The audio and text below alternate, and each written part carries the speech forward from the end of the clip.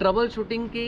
अगले चरण पे हम सीखेंगे जो सबसे एक हॉट टॉपिक है, एक बहुत ज़्यादा क्वेश्चंस क्वेरी जो है लोग रेज करते हैं कमेंट्स में भी,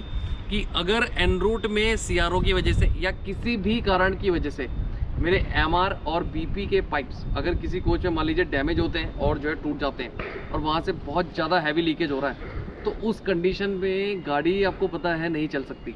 तो उस समय हमको जो है कैसे इसको जो है हैंडल कर लेना है, उसको समझने के लिए हम जो है जो मेजर जो कंसर्न है हमारा वो ये रहेगा कि अगर जो है पाइप्स टूट जाते हैं तो पीछे तक जो है एमआर कैसे जाएगा या पीछे तक बीपी कैसे जाएगा, सबसे बड़ा कंसर्न है। यकीन मानिए ये बहुत जो है छोटे से जो है इसमें ट्रिक लगती है कि बीपी मुझे जो है कैसे चार्ज करवाना है। इसके अलावा जो चीज़ें हैं जो एक आपको सोचनी पड़ेंगी वो जो है आइए चल के इसको देख लेते हैं कि अगर एमआर और बीपी का पाइप डैमेज होता है तब हमको जो है क्या कर लेना है। देखिए, ब्रोकन पाइप्स, चाहे मैं एमआर की बात करूँ चाहे मैं बीपी की बात करूँ, इस केस को हैंडल करने के कई सारे मेथड्स हो सकते हैं। जैसे सबसे पहला एक जो मेथड है हमारा कन्वेंशनल मेथड, जिसमें हम जो है अप्रॉक्सीमेटली जो 25 मीटर के जो फ्लेक्सिबल होजेज हम कैरी करते हैं, दोनों के टाइप के, चाहे एमआर का हो चाहे जो है बीपी का हो, तो उसको हम जो है कैरी कर लें। जैसे हम जो है एन रूट के ट्रबल शूटिंग के लिए कैरी करते हैं आपके अप्रॉक्सीमेटली 25 मीटर्स के जो है होजेज, फ्लेक्सिबल होजेज आपने देखे होंगे, उसको कैरी करते हैं। उस कोच को जो है प्रॉपर्ली हम जो है बाईपास कर देंगे, मतलब उस कोच को हम जो है दोनों साइड के उसके एंगल को आपको आइसोलेट कर लेंगे और दूसरे कोच से वो जो फ्लेक्सिबल होजेज उसको कनेक्ट करके इस कोच के अंडर स्लग में उसे बांध कर आगे जो है नेक्स्ट कोच पे डायरेक्टली अटैच कर देंगे। उस कोच को जो है बिल्कुल जो है उसमें कोई सप्लाई नहीं जाएगी, लेकिन उसके आगे वाले कोच में जो है सप्लाई जा रही है। दोनों कोच, उस कोच को छोड़ के जो पूरा मेरा रेक है वो आपस में पूरी तरीके से इंटरकनेक्टेड है। एक तरीका इसका ये हो सकता है, लेकिन अब इसमें जो है ट्रिक क्या है, जब भी आप इस कोच को इस तरीके से बाईपास करेंगे 25 मीटर के फ्लेक्सिबल होज से, आपको क्या करना है, इस कोच के तो पार्किंग ब्रेक्स उसको आइसोलेट करना है, और जो ईपी ब्रेक्स है, चाहे वो आपके जो है बीपी से लगने वाले जो ब्रेक्स हैं, यानी emergency direct brakes as well as indirect brakes, उनको आइसोलेट जरूर कर लेना है अगर आप ये वाले तरीके से जो है गाड़ी में आपका जो है ट्रबल शूटिंग कर रहे हैं। चाहे एमआर का पाइप जो है हमारा जो है टूट जाए, चाहे बीपी का पाइप जो है हमारा टूट जाए, दोनों ही कंडीशन में ये क्लियर रख लीजिए कि अगर हमारे पास 25 मीटर के, जैसा अभी मैंने आपको एक तरीका बताया मेथड 1, कि भाई अगर हमारे पास 25 मीटर लंबे फ्लेक्सिबल होजेस हैं तो बहुत इजीली हम उसको बाईपास कर देंगे और पीवी उसका पार्किंग ब्रेक और जो है नॉर्मल हमारा डायरेक्ट इनडायरेक्ट ब्रेक को जो है बीआईसी कॉक से आइसोलेट कर देंगे, तो उस कंडीशन में हम गाड़ी लेके जा सकते हैं। और पार्किंग ब्रेक आपको जो है मैनुअली भी जो है रिलीज कर लेना है। अब इसके अलावा जो है लेटर सपोज की जो है ये कन्वेंशनल मेथड हो गया, हमारे पास 25 मीटर लॉन्ग जो है बीपीएफपी के पाइप हमारे पास अवेलेबल नहीं है, उस कंडीशन में क्या कर लेना है। तो मेन जो कंसर्न जो आप जो लोग जानना चाह रहे थे वो ये रहेगा। सबसे पहले तो जैसे मान लीजिए मैं हमारे बात करता हूँ MC1 कोच है हमारा और BU1 का ये कोच है, मान लीजिए इसके जो अंडरसंग से जो मेन पाइप्स हैं बीपी और एमआर का, किसी सीआरओ की वजह से वो जो है चाहे अंडरसंग से चाहे जो है यहाँ पर कोच के एंड से, एंड वॉल से जो है कहीं पर जो है डैमेज हो चुका है। सबसे पहला स्टेप क्या रहेगा, सबसे पहला स्टेप रहेगा इस कोच के दोनों साइड की जो एंगल कॉक्स हैं वो हमको पूरी तरीके से जो है बंद कर देनी है। इस कोच के जो है सप्लाई मतलब जो है ना तो इस पे आनी चाहिए ना इस कोच से कहीं जो है जानी चाहिए, चाहे किसी भी टाइप का जो है कोच है। इस कोच के दोनों एंड्स पे जो एंगल कॉक्स हैं बीपी एमआर बोथ, अगर जो है दोनों पाइप टूटते हैं, दोनों एंगल कॉक्स आपको जो है दोनों एंड्स की दोनों एंगल कॉक्स आपको बंद कर लेनी है। साथ में जो दूसरे एडजेसेंट जो इसके कोच हैं उसकी एंगल कॉक्स भी यहाँ पर से आपको जो है बंद कर लेनी है। अदरवाइज वो प्रेशर जो है एंगल कॉक का डिजाइन आपको पता है वो सामने वाले की साइड से उसका प्रेशर रिलीज करता रहेगा, यानी जो अफेक्टेड कोच है उसके इस एंड की चारों एंगल कॉक और दूसरे एंड की चारों एंगल कॉक, जैसे मैं भी आपको दिखाता हूँ, वो चारों एंगल कॉक पहले स्टेप पे हमको जो है बंद कर लेनी है। मान लीजिए अगर इस साइड वाले कोच पे पाइप ब्रेकेज हुआ है तो हम इस एंड के चारों इसके एंगल कॉक्स इसको बंद कर लेंगे।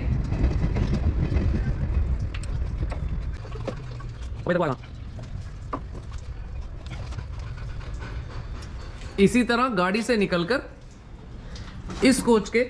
दूसरे साइड के एंगल कॉक भी हम बंद कर लेंगे। कोच के दूसरे एंड के भी चारों जो एंगल कॉक्स हैं, दो अफेक्टेड कोच के और दो सामने एडजेसेंट कोच के, चारों एंगल कॉक्स हम बंद कर लेंगे।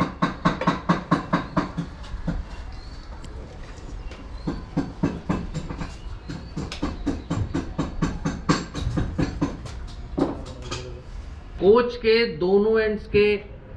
चारों एंगल कॉक्स बंद करने के बाद अब ये कोच पूरी तरीके से जो है न्यूमेटिकली आइसोलेट हो चुका है। इसके अलावा नेक्स्ट स्टेप में लेकिन इसमें जो है ब्रेक लग चुके होंगे, क्योंकि बीपी यहाँ पर से जो हमने देखा कि जो हमने बंद किया। तो आपको करना क्या है अब नेक्स्ट स्टेप में, स्टेप नंबर 2 में कोच के डायरेक्ट ब्रेक्स यानी जो ईपी ब्रेक्स है as well as indirect brakes यानी जो बीपी रिड्यूस करके जो ब्रेक्स लगते हैं उसको अगर मेरे को एक ही कॉक्स से आइसोलेट करना है हमेशा, जैसे B02 बॉक्स के अंदर कई बार जो है लोगों को डाउट हो जाता है और कई बार स्टाफ्स को डाउट हो जाता है, तो उसको कभी नहीं खोलना हमें।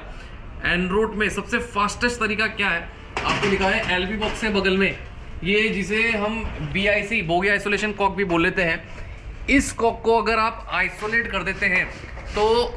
इस कोच के इस बोगी की, यानी एक कोच में ये 2 रहती है BIC, तो जिस बोगी के बगल में ये लगा है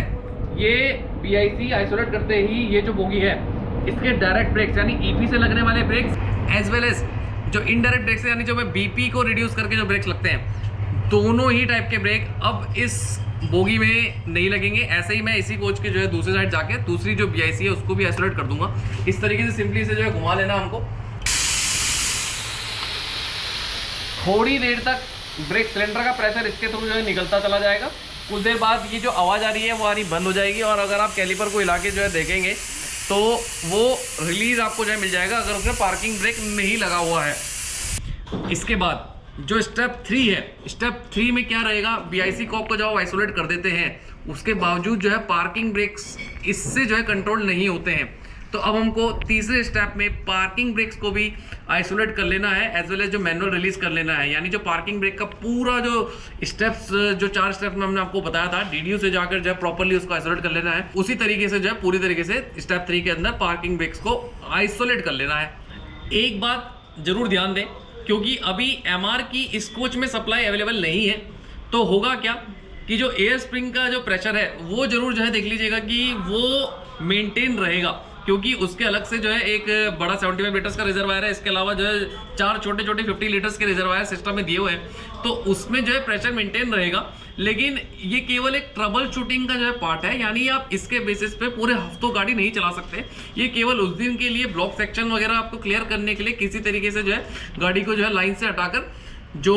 उसके स्टेशनरी जो पॉइंट है, जो फिक्स पॉइंट है जहाँ पर मेंटेनेंस है, केवल वहाँ तक ले जाने के लिए ये तरीका मैं आपको बता रहे हैं। इसके बेसिस पे आप पूरे वीक अगर सोच रहे हैं कि गाड़ी में रन कर सकते हो पूरे कोच को आइसोलेट करके, तो ऐसा नहीं होगा। तो वही मैं आपको बता रहा हूँ कि एयर स्प्रिंग में जो प्रेशर है वो केवल तब तक ही मेंटेन रहेगा जब तक उसके जो रिजर्वायर में प्रेशर अवेलेबल है। और याद रखें कि रिजर्वायर उसका एयर स्प्रिंग का चार्ज अब नहीं हो रहा है, पहले से बस जो उसमें था वो उसके अंदर बचा रहेगा NRV की वजह से। अब देखिए जो परेशानी है कि बीपी हमारा चार्ज नहीं होता है। अगर मैं सिंपल सी बात है कि एक ही एंड से जो है बीपी चार्ज होता है, सबको पता है, लेकिन इसका कारण क्या है। तो अगर हम ब्रेकिंग सिस्टम की पुरानी वीडियोस में जाएं जिसमें हम पार्ट 1 या पार्ट 2 में हम ऑलरेडी कवर कर चुके हैं, पार्ट 1 में हम ऑलरेडी कवर कर चुके हैं कि टकास पैनल में अगर मैं आपको दिखाऊं एक मैग्नेट बॉल होती है यहाँ पे ये वाली, जो कि जो है D03 यहाँ पर से रहेगी।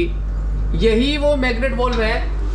जो जैसे ही मैं की लगाता हूँ, मास्टर की लगाता हूँ, कैप को ऑक्यूपाई करता हूँ, तो ही जो है ये मैग्नेट बॉल ओपन होगी और इसी के थ्रू जो है बीपी चार्ज होता है। देखिए इस मैग्नेट बॉल से छुटकारा पाने के लिए और बीपी को दूसरे एंड से चार्ज करवाने के लिए हमारे पास जो है 2 तरीके हैं, 2 से भी ज्यादा कुछ तरीके हैं, लेकिन हम केवल डिस्कस करेंगे यहाँ पर जो है 2 तरीके से। करना क्या है कि मेन जिस DTC में मैं बैठा हूँ या लोको पायलट बैठे हैं, मतलब जिस डायरेक्शन में हम जो जा रहे हैं वो हमने ऑलरेडी ऑक्यूपाई की हुई थी, उसमें हमने जो है ऑलरेडी की लगाई हुई थी, कैप हमने ऑक्यूपाई कर रखी थी। तो पहला तरीका बीपी को अगर दूसरे एंड से चार्ज करना है, जो दूसरा कैब है, चाहे उसमें ये मास्टर कंट्रोलर वाले की बात करूं, चाहे अगर आपके पास शंटिंग की हो, तो जो शंटिंग का पैनल है, दोनों में से कोई भी की अगर आपके पास अवेलेबल है, एंश्योर कर ले पेंटोग्राफ जो है बिल्कुल सही पोजीशन में दोनों कैब में सेम पे रहना चाहिए। और अगर गाड़ी ऑलरेडी खड़ी हो चुकी है तो कोई इशू नहीं है। दूसरी कैब में भी आप उसमें जैसे ही अपनी की इंसर्ट करेंगे, जैसे जो है अभी मैं अपने यहाँ पर से दिखाऊं, मैं ये हमने यूनिट 6 में अभी ऑलरेडी कैब जो है एंगेज की हुई है। अगर मैं यूनिट 1 में वहाँ पर हमारे यूनिट 1 में जो है हम कैब को एंगेज करें, जैसे दूसरी मास्टर की डालें, तो देखिए जब आप दूसरे कैब में जो है की डालेंगे तो यहाँ पे क्या होगा कि इस तरीके का जो है सिंबल आने लग जाएगा उस कैब पे जहाँ पर आपने दूसरे नंबर पे की डाली है। और अब अब जो है क्या होगा, आप टेस्ट करके देख लीजिए, दोनों तरफ से गिरा के देख लीजिए, दूसरी साइड से बीपी भी जो है चार्ज होना चालू हो जाएगा। एक तरीका है कि हम पीछे से मास्टर की डाल के या फिर जो है एक शंटिंग की डाल के एक एक्स्ट्रा, मतलब दोनों गैप्स को ऑक्यूपाई कर दो, दूसरी तरफ से भी बीपी चार्ज होना चालू हो जाएगा। बीपी की परेशानी आपकी सॉल्व हो गई है। मान लीजिए आपके पास मास्टर की अवेलेबल नहीं है एनरोड पे शंटिंग के दौरान, तो उस समय कैसे जो है शंटिंग, ना ही शंटिंग की है ना ही मास्टर की, एक दूसरी जो है आपके पास अवेलेबल है, तो उस कंडीशन में क्या कर लेना है, अभी जो मैंने आपको दिखाया है ये मैग्नेट वॉल, इस मैग्नेट वॉल के ऊपर ये कनेक्टर लगा होता है। इस कनेक्टर को सिंपली अगर आप जो है यहां से अलग कर लेंगे,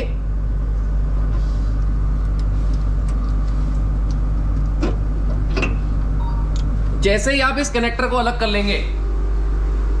बीपी चार्ज होना चालू हो जाएगा। तो यानी ये कनेक्टर, ये मैग्नेट वॉल का जो कनेक्टर है वो दूसरे एंड से, जिस एंड को आपने ऑक्यूपाई नहीं कर रखा है उस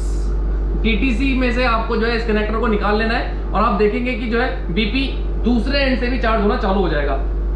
तो बीपी की चार्जिंग की प्रॉब्लम सॉल्व हो चुकी है। इसके अलावा एक और प्रॉब्लम हो सकता है जो है फंसे, वैसे फंसती नहीं है लेकिन प्रैक्टिकली जो है कुछ भी हो सकता है। तो एनरोड में एक और प्रॉब्लम हो सकती है कि एमआर के पाइप्स भी जो हमने बंद कर रखे हैं। वैसे तो एमआर उधर से भी जो है मेन कंप्रेसर आपके चलेंगे, इधर से भी मेन कंप्रेसर चलेंगे, और वो इतने स्मार्ट होते हैं कि जो है प्रेशर अपना जो है, भले ही दोनों यूनिट्स का प्रेशर जो है डिफरेंट मेंटेन रहेगा एमआर का, लेकिन वो मेंटेन रहेगा। इसका प्रूफ अगर मैं यहाँ पर से आपको जो है दिखाऊं, तो जो भी यूनिट 1 रहेगी, यूनिट 1 में जो डिजिटल एमआर का प्रेशर वो वहां से ले रहा है, वही प्रेशर वो दोनों टीटीसीज के डीडीयू में शो करेगा। यानी अगर मैं आपको दिखाऊं कि यहाँ पे जो एमआर और बीपी का प्रेशर शो होता है, वो हमेशा यूनिट 1 का प्रेशर जो है शो होता है। जो डिजिटल, मैं आपके जो है डीडीयू डिस्प्ले की बात कर रहा हूँ, चाहे मैं यूनिट 1 की बात करूँ चाहे मैं यूनिट 6 की बात करूँ, डीडीयू में जो डिजिटल प्रेशर वो शो कर रहा है, वो रीडिंग हमेशा यूनिट 1 के प्रेशर की शो करेगा। और उसी के बगल में लगे जो हमारे ये कन्वेंशनल जो है एनालॉग के गेजेस हैं, जो नीडल में जो प्रेशर आपको शो करेगा, वो हमेशा जो प्रेजेंट, जिस टीटीसी में आप प्रेजेंट हो उस टीटीसी का जो शो करता है। इसलिए मैं ये जो चीज़ है आपको जो है यूनिट 6 पे खड़े होकर दिखा रहा हूँ कि जो एमआर का प्रेशर है, अगर मैं आपको दिखाऊं तो डिजिटल मेरे को जो दिख रहा है वो मेरे को यूनिट 1 का दिख रहा है, और जो एनालॉग के गेज में मेरे को आपको दिख रहा है वो यूनिट 6 का मेरे को दिख रहा है। तो यहाँ से मुझे दोनों जो है प्रेशर जो है मेरी स्क्रीन पे दिख पा रहे हैं, और वहीं से मैं आपको जो सेटिस्फेक्शन दे सकता हूँ कि जो एमआर का प्रेशर है वो दोनों यूनिट्स में मेंटेन है, एज वेल एज जो बीपी का प्रेशर है उसमें भी सेम कंडीशन वैलिड होती है। बीपी का प्रेशर भी दोनों यूनिट्स में वैलिड है। वो आपको जो मैं यहाँ पर से आपको दिखा देता हूँ। देखिए जैसे मैं भी आपको दिखाऊं, अगर मैं स्क्रीन में दिखाऊं तो बीपी जो है 0 है। यानी हमने क्या कर रखा है, हमने जो है जो यूनिट 1 थी, यूनिट 1 से जो है बीपी गिराया था, और अगर मैं यहीं से आपको दिखाऊं, इस वाले कैप के जो है बीपी करीबन जो है 5 kg पे ही चार्ज है, जबकि जो डिजिटल स्क्रीन में वो दिखा रहा है वो 0 आ रहा है। यानी दोनों यूनिट्स में डिफरेंस है। क्यों? क्योंकि हमने दोनों यूनिट्स को बीच में से जो हमारा जो कोच जिसके नीचे के एमआर और बीपी के पाइप टूट चुके थे उसको हमने आइसोलेट कर दिया था। अब सिमिलरली एमआर का भी मैं प्रूफ दिखा देता हूँ। जैसे अभी जो है पीछे वाली जो यूनिट है यानी यूनिट 1, उसमें 10.5 के अबाउट आपको जो एमआर दिख रहा है, और इस यूनिट पे मैंने जो है क्या किया, मैंने जो है एलपी की साइड से इमरजेंसी गिराई है, इसलिए एमआर मेरा गिर चुका है करीबन। तो अगर आप इस डिजिटल गेज में देखें तो 9 से जो है नीचे का जो है हमारे यहाँ पर से देख पा रहे होंगे आप, और वो धीरे धीरे जो है चार्ज हो रहा है, जबकि पीछे वाले यूनिट पे ऑलरेडी वो 10 एमआर तक पहुंच चुका है। तो ये मैंने यहाँ पर से एक्सप्लेन कर दिया कि यूनिट 1 और जो है यूनिट 2 का प्रेशर जो है एमआर और बीपी दोनों के दोनों डिफरेंस रहेंगे, लेकिन डिफरेंट बीपी का प्रेशर ऑलमोस्ट 5 ही रहना चाहिए स्टैंडर्ड, लेकिन आपको पता है कि जो है प्लस माइनस 100 ग्राम्स का जो है टॉलरेंस यहाँ पर से रहता है, जिस वजह से जो है वेरिएशन आती है। तो दोनों जो है डिफरेंट रहेंगे, लेकिन ट्रैक्शन लेने के लिए दोनों सफिशिएंट रहेंगे, और एमआर का प्रेशर ऑटोमेटिकली उसके जो है मैक्स मेंटेन करके रखेंगे। अगर किसी कारणवश आप देखते हैं किसी हैवी लीकेज की वजह से सिंगल साइड में आपका एमआर मेंटेन नहीं हो पा रहा था, अगर कोई प्रॉब्लम आ रही है किसी एक यूनिट में जो है वो सफिशिएंट नहीं हो पा रहा है, तो मैनुअली आप उसे जो ऑपरेट कर लें और जो है प्रेशर को एमआर के प्रेशर को भी जो है मेंटेन करके ट्रैक्शन गाड़ी को परमिट करवाकर आप कोई भी जो है एनरोड में आने वाली परेशानी को हम पार कर सकते हैं। इसका प्रूफ आपको दिखा देता हूँ। इसमें भी मैं वीमैक्स यहाँ पर से शो करके दिखा दूंगा। कि अभी हमने जैसे दोनों कैब ऑक्यूपाई की हुई है, तो अब मैं जो है पार्किंग ब्रेक यहाँ पर से रिलीज कर दूंगा।